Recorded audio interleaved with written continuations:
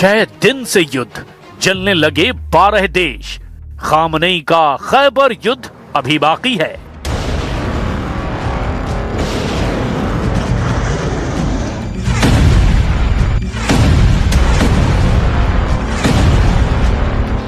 Iran युद्ध बहुत तेजी से पूरी दुनिया में फैलता जा रहा है। अमेरिका की पनडुब्बी ने हिंद महासागर में ईरानी युद्धपोत IRIS देना को श्रीलंका के पास हमला करके डुबो दिया है। हमले में अब तक 87 ईरानी नौसैनिक मारे गए हैं। दावा किया जा रहा है कि दूसरे विश्व युद्ध के बाद से अमेरिकी नौसेना का किसी भी देश की नौसेना पर सबसे बड़ा और घातक हमला है।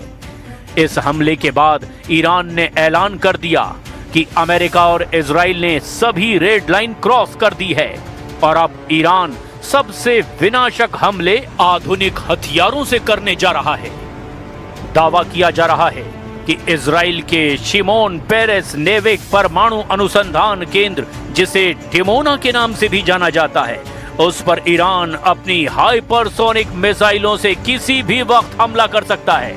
और अगर ऐसा हुआ तो आधी दुनिया विनाश के मुंह में समा सकती है। और अगर ईरान ने इजराइल के परमाणु संयंत्र में धमाका किया तो तत्काल इसका प्रभाव 2 लाख से ज्यादा लोगों पर अकेले इजराइल में पड़ेगा। अब हम आपको दिखाने जा रहे हैं कि अमेरिका और इजराइल के तांडव का सामना कर रहा ईरान कैसे अब ऐसे युद्ध में समा जाता है जहां ईरान के सर्वनाश के साथ साथ मिडल ईस्ट में भीषण तबाही साफ नजर आ रही है। मैं इस वक्त एक बिल्डिंग के नज़दीक हूं। बिल्डिंग के अंदर जाऊंगा और आपको दिखाऊंगा किस तरीके की तबाही यहां पे इस मिसाइल अटैक से हुई है। इस वक्त न्यूज़ 18 की टीम है रियल ग्राउंड ज़ीरो पे और आप देख सकते हैं ये इर्द गिर्द तबाही है जो यहाँ पे टेल अवीव में हुई है। जो किस तरीके की तबाही हुई है, इन बिल्डिंग्स में सब कुछ तबाह हो गया है। और टेल अवीव में ये वो जगह है जहाँ पे इर्द गिर्द काफ़ी सारी बिल्डिंग्स को नुकसान पहुँचा है। ये देख सकते हैं आप क्या हाल है इस वक्त टेल अवीव में, कई जगहों का जहाँ पर मिसाइल्स गिरे हैं और यही हाल हम यहाँ पे काफ़ी जगहों पे देख रहे हैं। 6 दिन में फोड़े 5000 बम, अब फूटेगा परमाणु बम। पिछले 6 दिन से जारी खूनी युद्ध में ईरान को प्रचंड नुकसान हुआ है। दावा किया जा रहा है कि अमेरिका और इजराइल ने ईरान के मिसाइल हमले की क्षमता को 86% तक कम कर दिया है, जबकि ड्रोन हमलों में भी 70% से ज्यादा की कमी आ चुकी है। वहीं ईरान ने भी Qatar, Saudi Arabia, Kuwait, UAE, Bahrain, Jordan, Iraq, Cyprus और इजराइल पर मुख्य रूप से टारगेटेड हमले किए हैं।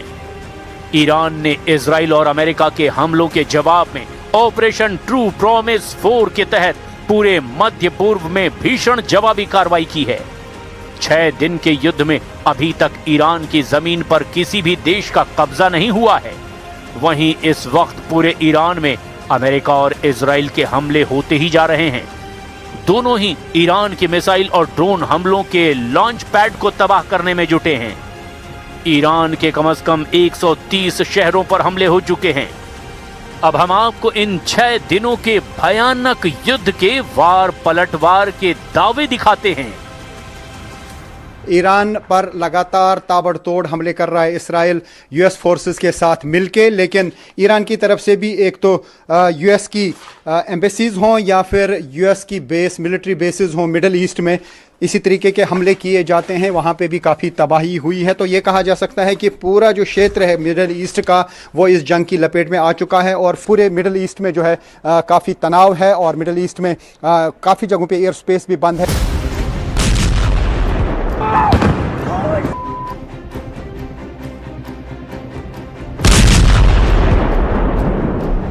मिडिल ईस्ट मीडिया के मुताबिक इजराइल अमेरिका ने अब तक ईरान में 5000 से ज्यादा बम गिराए, वहीं 20 ईरानी वॉरशिप को डुबो दिया है।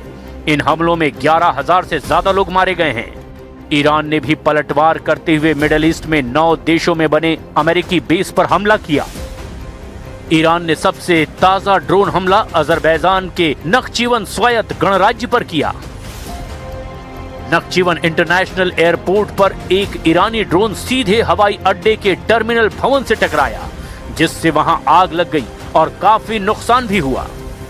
अमेरिका और इजराइल की तरफ से दावा तो यहां तक किया गया कि अब तक 3000 से ज्यादा ईरानी सैनिक और ईरान की सरकार से जुड़े लड़ाके मारे जा चुके हैं।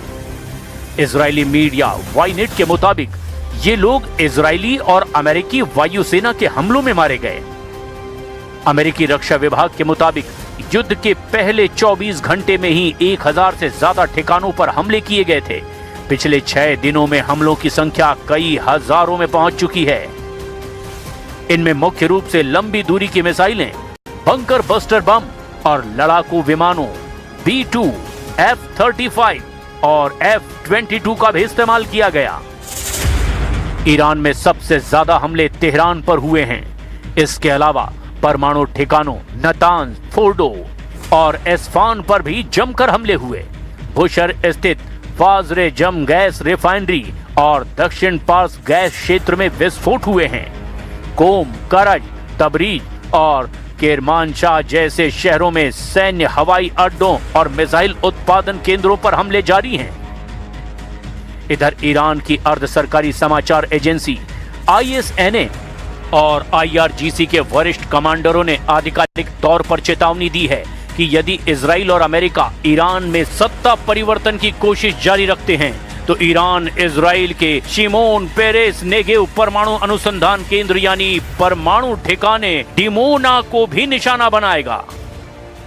विशेषज्ञों और वैज्ञानिकों का मानना है कि यदि संघर्ष परमाणु स्तर तक पहुंचता है तो थर्मोन्यूक्लियर विस्फोट एक आधुनिक परमाणु हथियार हिरोशिमा पर गिरे बम से 1000 गुना ज्यादा शक्तिशाली हो सकता है। इससे न केवल लाखों लोगों की मौत होगी बल्कि न्यूक्लियर विंटर यानी कि परमाणु सर्दी जैसी स्थिति पैदा हो सकती है जिससे पूरी दुनिया में अकाल पड़ सकता है। ईरान ने कहा कि उसकी ऑपरेशन ट्रू प्रॉमिस 4 के तहत दागी जाने वाली मिसाइलें डिमोना के सुरक्षा कवच को भेदने में सक्षम हैं। डिमोना के 30 किलोमीटर के दायरे में लगभग 2 लाख लोगों को तुरंत वहां से हटाना होगा। हवा के रुख के मुताबिक रेडियोधर्मी बादल जॉर्डन, मिस्र, यहां तक कि सऊदी अरब के उत्तरी हिस्सों तक पहुंच सकते हैं।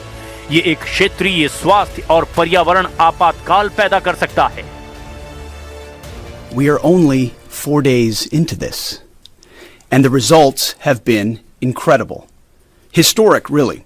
Only the United States of America could lead this, only us.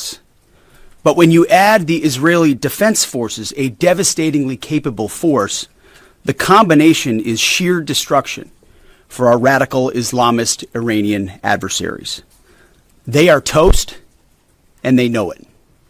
Or at least, soon enough, they will know it. And we have only just begun to hunt, dismantle, demoralize, destroy, and defeat their capabilities. उड़ा दिया ईरानी युद्धपोत, Israel US पर पलटवार। जरा इन तस्वीरों को देखिए। ईरानी युद्धपोत IRIS देना पर अमेरिकी पनडुब्बी ने विनाशक हमला किया है।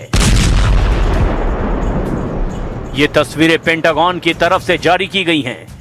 अमेरिका ने 4 मार्च 2026 को भारत से लौट रहे ईरानी युद्धपोत IRIS देना को श्रीलंका के पास हमला करके डुबो दिया था। श्रीलंका की नौसेना के मुताबिक अब तक 87 शव बरामद किए गए हैं जबकि 32 लोगों को बचा लिया गया है। रॉयटर्स के मुताबिक करीब 60 लोग अभी भी लापता हैं और उनकी तलाश लगातार जारी है। ये ईरानी जहाज 18 फरवरी को भारत के विशाखापट्टनम में आयोजित 2026 इंटरनेशनल फ्लीट रिव्यू और मिलान 2026 मल्टीलेटरल नेवल एक्सरसाइज में हिस्सा लेने आया था। 25 फरवरी को ये भारत से रवाना हुआ था। जब इस पर हमला हुआ तब ये जहाज दक्षिणी श्रीलंका के गाले शहर के करीब 40 समुद्री माइल यानी करीब 75 किलोमीटर दूर था। द्वितीय विश्व युद्ध के बाद पहली बार है जब अमेरिकी नौसेना की पनडुब्बी से दागे गए टॉर्पीडो ने किसी जहाज को युद्ध में निशाना बनाया है। रिपोर्ट्स के मुताबिक अमेरिका अब तक ईरान के 20 वॉरशिप को समुद्र में डुबो चुका है। ईरानी युद्धपोत IRIS देना पर 180 ईरानी नौसैनिक सवार बताए जा रहे हैं। हैरानी की बात तो ये है कि इस वक्त ईरानी सेना आखिरी दम तक हमला करने में जुटी है। जरा इस वीडियो को देखिए जिसे इजराइल ने जारी किया है। इस वीडियो में ईरान के जेट याक 130 को इजराइल का F-35I फाइटर जेट हवा में तबाह कर रहा है। इजरायली सेना ने कहा कि उसके F-35I फाइटर जेट ने तेहरान के आसमान में ईरान के याक 130 लड़ाकू विमान को मार गिराया। इजराइल के सैन्य प्रवक्ता ब्रिगेडियर जनरल एडी डेफ्रिन ने मीडिया को बताया कि इस कार्रवाई का पहला वीडियो भी जारी किया गया है। वीडियो में दिखाया गया कि F-35I विमान ने कैसे ईरानी जेट को निशाना बनाया। वीडियो में पायलट रेडियो पर कहते सुनाई देता है कि हमने हमला कर दिया है, टारगेट गिर गया है, अब हम आगे भी हमले जारी रखेंगे। अब ऐसे हालात में विशेषज्ञों का मानना है कि अगर ईरान इजराइल के डिमोना परमाणु ठिकाने पर आत्मघाती हमला करता है तो ये ईरान के